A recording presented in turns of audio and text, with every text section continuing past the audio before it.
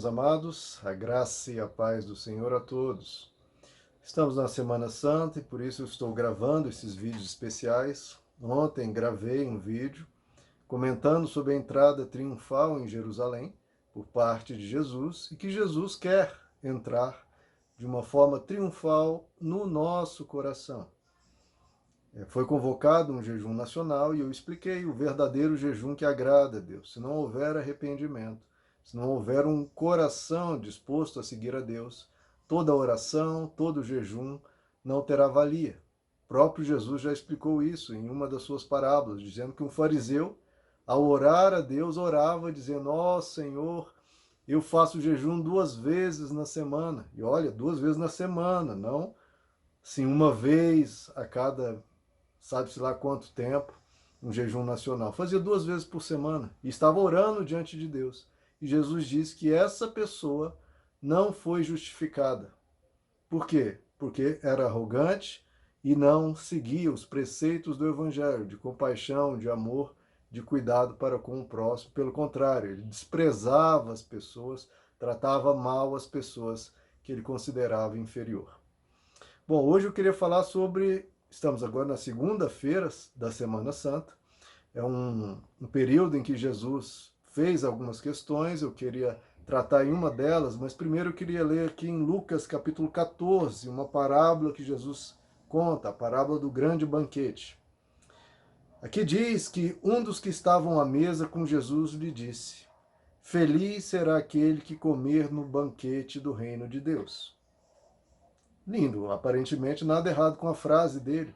E é o que todo cristão diz. Só que Jesus ele enxerga o nosso coração, queridos. Essa eu quero que seja uma semana que a gente analise cada uma das nossas atitudes, que a gente se examine.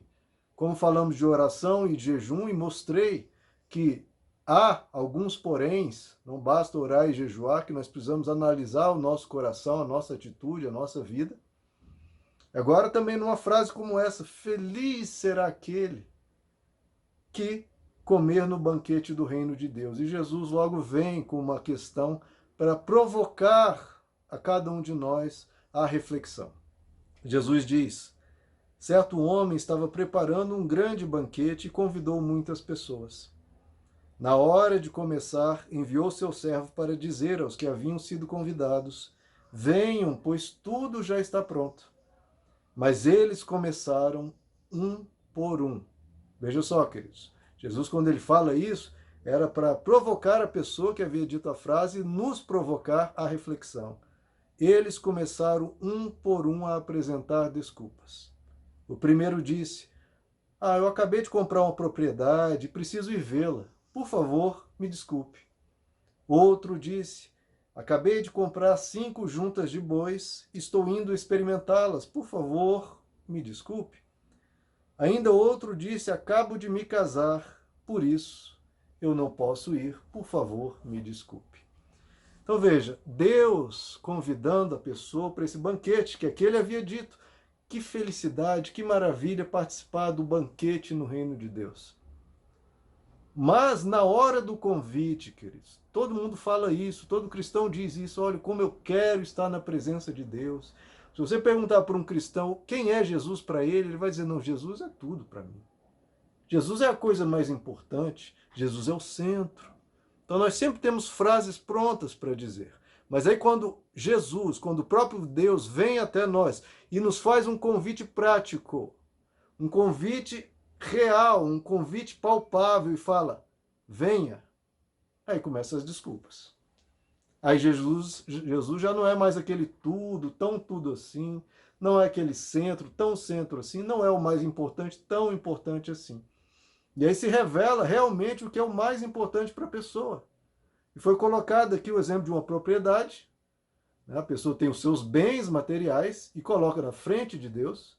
A pessoa tem o seu trabalho, tem ali a junta de bois, é a carreira, é o sucesso, é o que ela está, é o estudo, é a faculdade, é o diploma, está à frente de Deus. É o casamento, não, eu estou aqui com essa pessoa, ela é mais importante para mim.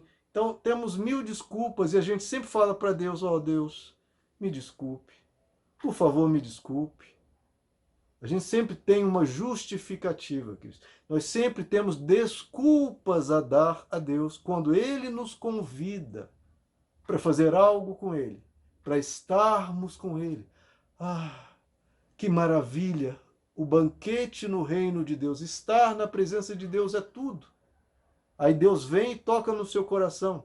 Venha orar comigo agora. Aqui no nosso canal coloquei a oração Tomás de Aquino, que Tomás de Aquino fazia diariamente. Por que você não ora? Foi disponibilizado para você uma oração maravilhosa, uma oração cheia da presença de Deus, que pode transformar a sua vida, se feita cotidianamente. Mas aí começam as desculpas. Ah, Senhor, mas é que eu acordei. Eu tenho muita coisa para fazer hoje.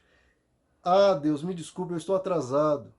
Ah, Senhor, hoje é um dia muito atarefado, eu estou muito cansado, eu tenho isso, eu tenho aquilo. Aí nós começamos a dar, e são justificativas que existem, queridos, não é uma mentira. A pessoa tinha a propriedade, a pessoa tinha a junta de bois, a pessoa tinha acabado de se casar, não eram irrealidades, não eram desculpas inexistentes, mentirosas, só que é uma questão de prioridade.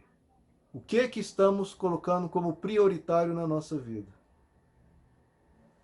Olha só, e aqui eu trago o que ocorreu no dia, na segunda-feira da Semana Santa, em que Jesus ele se coloca diante de uma figueira, ele viu uma figueira no caminho, e a figueira estava toda frondosa, estava cheia de folhas, uma figueira espetacular. E Jesus vai até ela. Por que ele vai até ela? Porque a figueira, quando ela está cheia de folhas, ela, é o costume dessa planta, quando ela está cheia de folhas, ela tem frutos.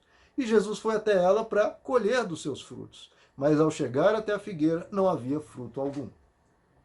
Ou seja, queridos, aquela figueira toda bonita, toda linda, que de longe todos admiravam, ao chegar perto, ao realmente ser examinada, ao realmente ser colocada na balança, ela não tinha fruto algum.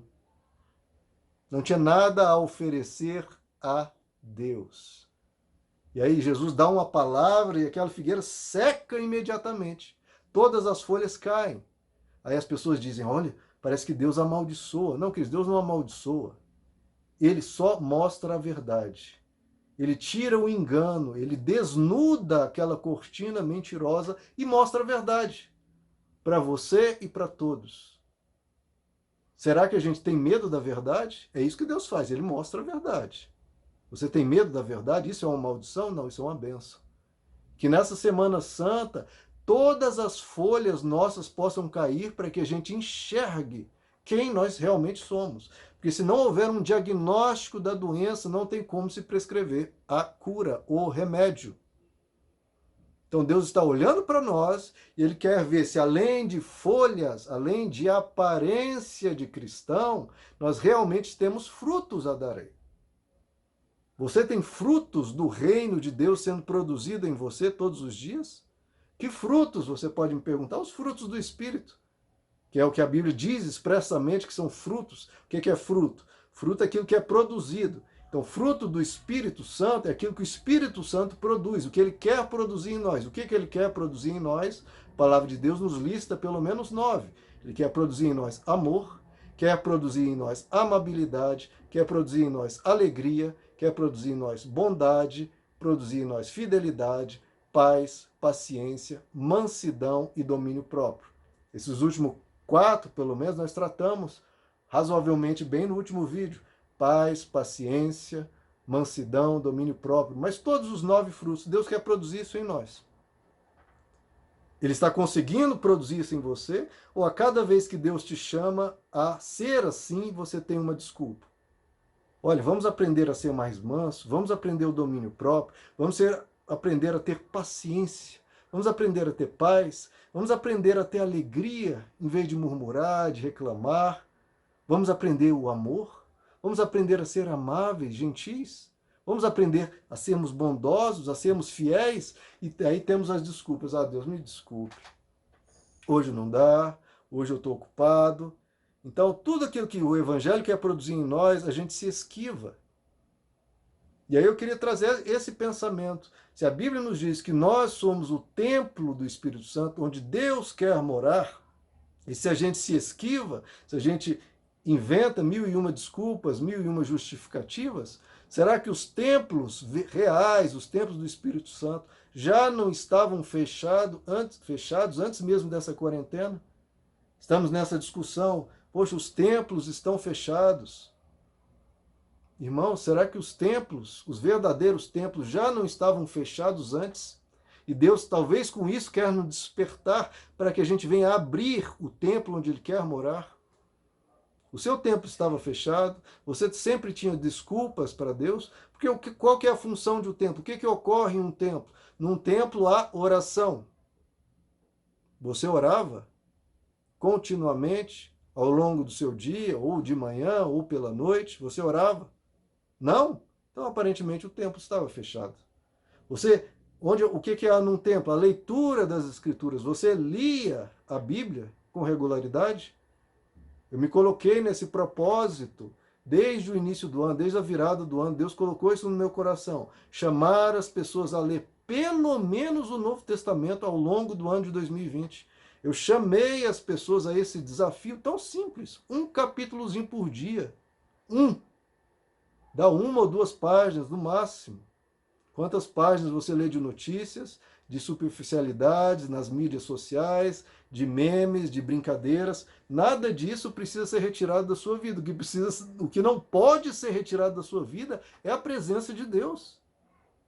Você tem memes, você tem brincadeiras, você tem piadas, tem notícias, tem estudos técnicos, mas cadê Deus? Deus sumiu da sua vida? Se sumiu, o templo está fechado. Cadê Deus? Um capítulo por dia, você lê o Novo Testamento facilmente. Cristãos que nunca leram. Na minha época, há 20, 30 anos atrás, todos cobravam os cristãos de lerem pelo menos 3 capítulos, que aí você lê a Bíblia toda em um ano. Agora, estou chamando as pessoas para serem pelo menos 1/3 de cristãos em relação a 30 anos atrás. E eu temo que nem 1/3 de cristãos, 1/3 de qualidade cristã, eu não consiga levantar.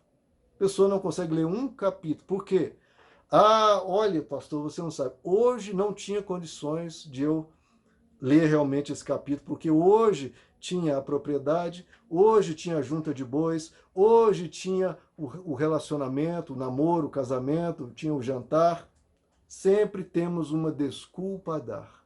A maioria dos templos já estavam fechados antes dessa quarentena começar, que é o templo do nosso coração, o nosso templo com Deus, porque templo é lugar de oração, é lugar de leitura das Escrituras, e é lugar de nos desenvolvermos espiritualmente. Deus está te chamando, você, não estou falando de outra pessoa, estou falando de você. Ele está chamando, venha para o banquete. Ah, o banquete com Deus, não há nada melhor. Deus é o centro, Deus é o mais importante, Deus é tudo. Irmãos, chega de conversa, pare de dar desculpas. Venha até Deus. Vamos ler o Novo Testamento pelo menos uma vez esse ano, pelo menos uma vez. É Deus te chamando, é Deus te convocando, Deus te chamando para o banquete. Qual desculpa você vai dar? Você vai continuar sendo uma figueira que só aparenta ser um bom cristão, cheio de folhas, mas cadê os frutos? Você é uma pessoa mansa? Você tem domínio próprio? Você é uma pessoa paciente? Você é uma pessoa bondosa, amável? Então, meu irmão, você precisa da palavra de Deus. Você precisa que a palavra vá entrando e encontrando guarida no seu coração. Eu guardei a tua palavra no meu coração para não pecar contra ti. Nessa Semana Santa, há uma convocação. Ontem falamos sobre a oração e jejum que agradam a Deus. Hoje estamos falando para abrir esses templos. O templo do seu coração, que talvez esteja fechado, porque não há oração, não há leitura das Escrituras, não há produção de frutos. Vamos juntos ou já vá produzindo uma desculpa muito bem elaborada, que não engana nem a você, nem a Deus. Porque essas desculpas acabam gerando o quê? Acabam gerando lá na frente que Cristo morra, em vez de estar vivo em nós. Então esse é o chamamento de Deus. Abra o templo do seu coração. Abra o templo do seu coração. Porque boa parte, se não a maioria, dos templos verdadeiros estavam fechados, mesmo antes da quarentena. Meus amados, que Que Deus os abençoe. A graça e a paz do Senhor.